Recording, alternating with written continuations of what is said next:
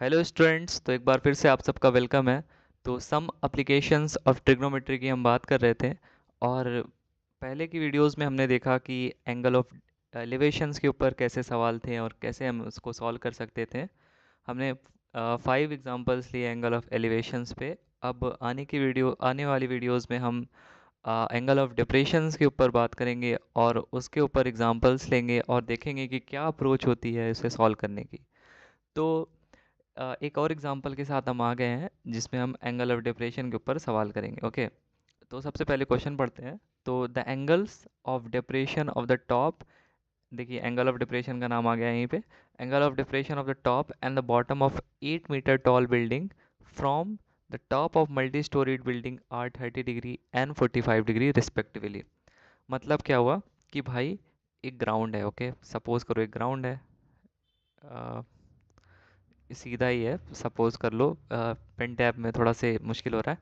तो इसे बेसिकली एक 8 मीटर की, एक सेकेंड इसे फिर से ही बनाते हैं।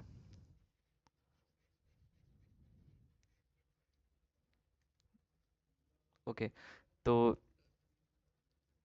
चलो भाई। तो ये 8 मीटर की टॉल बिल्डिंग है, ठीक है, सीधी है मान लो भाई। 8 meter and this is 8 metre. Okay, तो क्या गिवन है कि angles of decoration of the top and bottom of an 8 meter tall building from top of multi storeyed building are 30 degree and 45 degree. तो हमने एंगल ऑफ डिप्रेशन के बारे में तो पढ़ा है। उसकी सबसे इंपॉर्टेंट कंडीशन क्या होती है कि ऑब्जर्वर की हाइट जो है ऑलवेज ऊंची रहेगी एज कम्पेयर टू ऑब्जेक्ट की हाइट। तो एंगल ऑफ डिप्रेशन को अगर याद दिलाऊं तो हमने एग्जांपल लिया था एक ट्री पे बैठ के। एक ट्री पर बैठ के आप नीचे पड़ी हुई फुटबॉल को देख रहे हो। तो अगर आप ऑब्जर्वर हो तो वो फुटबॉल ऑब्जेक्ट है। तो आप आप ट्री पर बैठे हो और फुटबॉल जो है ग्राउंड में पड़ी हुई है, तो आपकी हाइट ऑब्वियस सी बात है ऊपर है एज कम्पेयर टू फुटबॉल की। तो वो केस बन जाता है एंगल ऑफ डिप्रेशन का। ओके, तो इसका मतलब क्या हुआ, क्योंकि हम मल्टी स्टोरी बिल्डिंग के टॉप से देख रहे हैं तो, और एंगल ऑफ डिप्रेशन की भी बात हुई है, तो इसका क्लियर सा मतलब है कि मल्टी स्टोरी बिल्डिंग की हाइट ज़्यादा होगी as compare to this given building whose height is 8 metre. Okay, तो यहाँ पे एक मल्टी स्टोरीड बिल्डिंग बना दो भाई। ठीक है, मल्टी स्टोरीड बिल्डिंग बना दिया हमने जिसकी हाइट ऑब्वियस सी बात है ग्रेटर है दिस गिवन बिल्डिंग। सो यहाँ से सबसे पहले एंगल ऑफ डिप्रेशन बन रहा था टॉप ऑफ दिस बिल्डिंग पे 30 डिग्री। तो एंगल ऑफ डिप्रेशन के लिए हमने हॉरिजॉन्टल बनाना पड़ेगा, दैट इज़ 30 डिग्री। ठीक है, ये हो गया। टॉप पे तो बन रहा था और 45 डिग्री कहाँ पे बन रहा था, बॉटम पे। तो ये टॉप से ये बॉटम पे इसके मिलाओ और वो एंगल हमारा है, ये सीधी है 40। ये वो एंगल ऑफ डिप्रेशन हो जाएगा, दैट इज़ 45 डिग्री। ओके, ठीक है भाई। अब जल्दी से नेमिंग कर देते हैं इसकी। B and suppose A and this is C and D and suppose करो ये पी है और ये पॉइंट क्यू है। पी क्यू हॉरिजेंटल है, हमेशा एंगल ऑफ डिप्रेशन जो होता है वो हॉरिजेंटल से ही बनेगा। और लाइन ऑफ साइट ये वाली लाइन थी, ये वाली लाइन और ये वाली लाइन। तो लाइन ऑफ साइट और हॉरिजेंटल के बीच में ही एंगल बनता है angle of depression. Okay, elevation का भी वही केस था।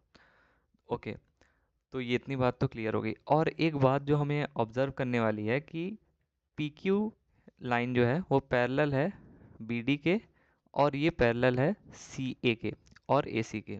तो इसका क्या मतलब हुआ कि दिस इम्प्लाई कर रहा है एंगल क्यू पी बी की वैल्यू हो जाएगी equal to angle that is P B D equal to 30 degree. क्यों? क्योंकि लाइन पैरेलल है और ये हो जाएगा हमारा alternate interior angles. Okay, alternate interior angles. तो alternate interior angles are same. तो इतनी बात तो क्लियर हो गई। तो मतलब क्या हुआ भाई कि ये है जो 30 डिग्री। सिमिलरली सिमिलरली क्या हो जाएगा, that is angle Q P A की वैल्यू हो जाएगी angle that is P A C equal to 45 degree. Same reason, that is alternate interior angles. Okay, so ये हमारा हो जाएगा 45 डिग्री। बहुत बढ़िया। और क्या हम देख सकते हैं इस फिगर से कि ए बी की वैल्यू हो जाएगी सी डी, क्योंकि इसके पैरेलल है और दोनों 90 डिग्री हैं, तो ये दोनों सेम होंगे, इक्वल टू 8 मीटर। और क्या होगा, बी डी इक्वल टू हो जाएगा ए सी। ओके। और सपोज करो हम ए सी को कुछ देर के लिए एक्स मान लेते हैं और पी डी को कुछ देर के लिए हम एच मान लेते हैं। ओके। सो ए सी की वैल्यू हमने एक्स मान लिया और पी डी की वैल्यू हमने एच मान ली। अब हमसे क्वेश्चन में क्या पूछा है, find the height of the multi storeyed building and the distance between two buildings. मतलब क्या हुआ, height of the multi storeyed building क्या है, दैट इज़ पी सी की वैल्यू हमें फाइंड करनी है। पी सी मतलब क्या हुआ, पी सी की वैल्यू है दैट इज़ एच प्लस 8, इसकी वैल्यू फाइंड करनी है। और हमें क्या फाइंड करना है, एक्स की वैल्यू फाइंड करनी है। ओके। सो एक्स की वैल्यू भी हमें क्वेश्चन मार्क है। ओके। तो नेक्स्ट पेज में देखते हैं कि कैसे हम इसे सॉल्व करते हैं। तो ये हमने फिगर आपके लिए अच्छे से बना दिया है। तो ये हमारा 30 डिग्री था और ये हमारा 45 डिग्री था और ये 8 था, ये भी 8 था और ये एच था और ये हमारा एक्स था। ओके। तो एक्स और एच अननोन है, देखते हैं कैसे सॉल्व कर सकते हैं। तो सबसे पहले छोटे वाले ट्राइंगल की बात करेंगे, that is triangle P D B.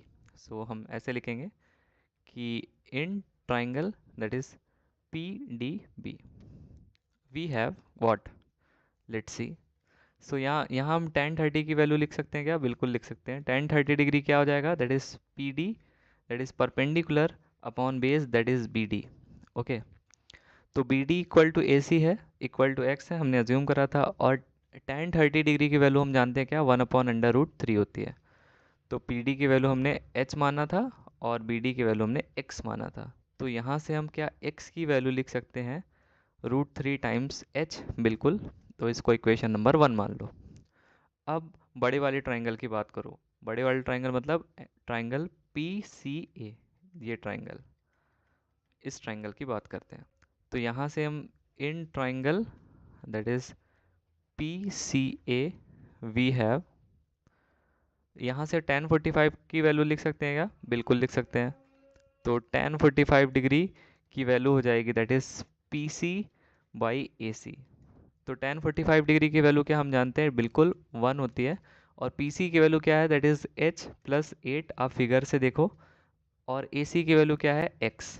तो यहाँ से हम क्या ऐसे लिख सकते हैं कि x इज इक्वल टू हो जाएगा h प्लस 8, बिल्कुल लिख सकते हैं। पर हमने x की वैल्यू तो ऑलरेडी फाइंड कर चुके हैं, दैट इज़ होता है √3h। तो x की वैल्यू √3h यहाँ पे लिख देंगे और h प्लस 8, ये क्यों, फ्रॉम इक्वेशन 1,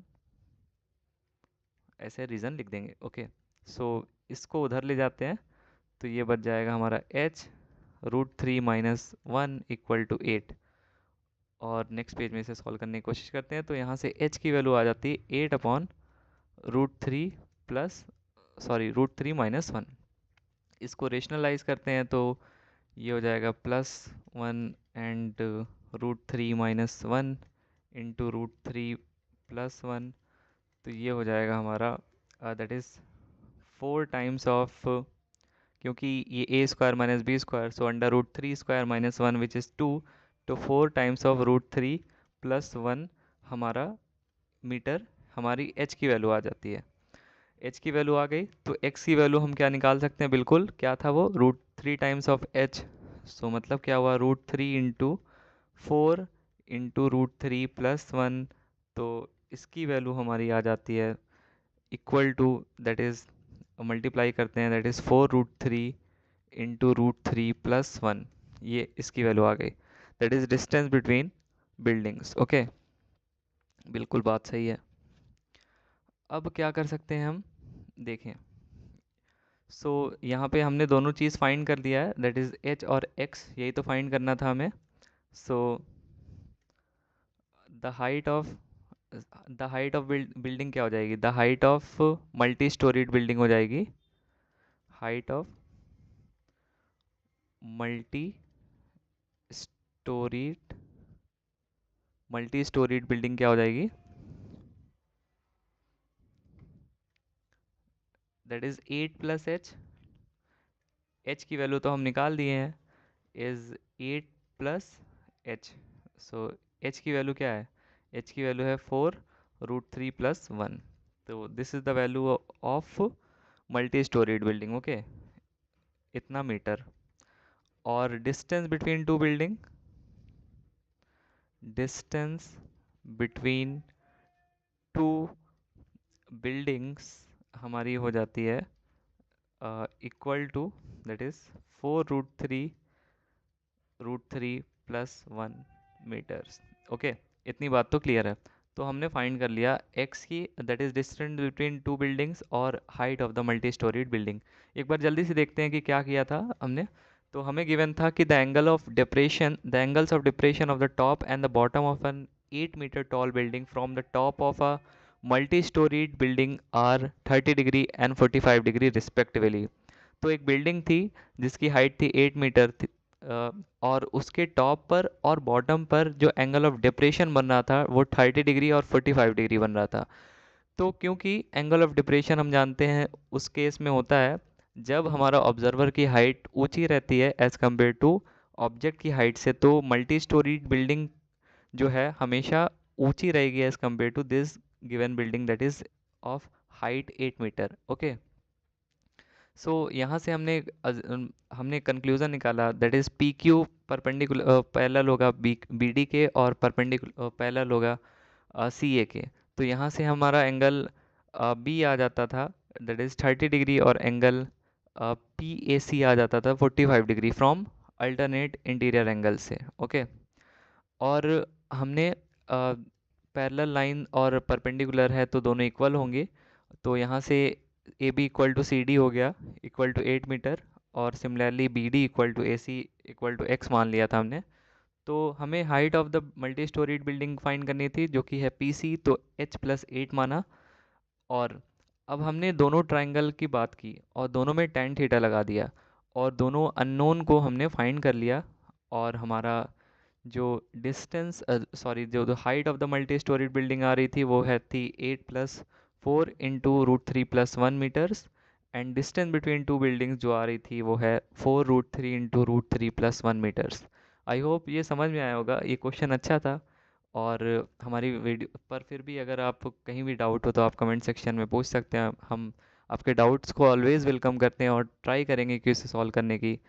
तो हमारे वीडियोस को लाइक करें, शेयर करें, और चैनल को सब्सक्राइब करें, और पढ़ते रहें और सीखते रहें और वीडियोस को देखते रहें। Thank you.